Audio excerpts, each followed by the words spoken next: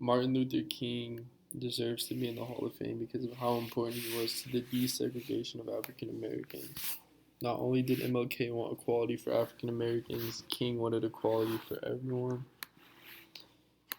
The original intention of MLK's I Have a Dream speech was an appeal to end economic inequality for African Americans in society. The speech was delivered on August 28, 1963. King had a very important impact on the society. King taught people nonviolent protests rather than protesting with violence.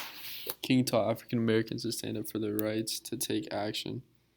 King's adoption of nonviolent protest won him the Nobel Peace Prize in 1964. King helped bring the passing of the Civil Rights Act of 1964 and the Voting Rights Act of 1965. Each of these bills helped African Americans obtain proper civil rights across the country. King influenced thousands of African Americans to stand up for their rights and equality peacefully. King had a very big impact on the political aspect of the world. King challenged white supremacists like the KKK leaders as well as followers of Jim Crow laws, the civil rights activists who were in support of segregation and Jim Crow laws.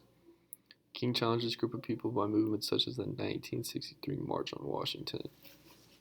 King also made a numerous amount of people realize the uncivil ways of segregation and how African Americans do not have basic civil rights.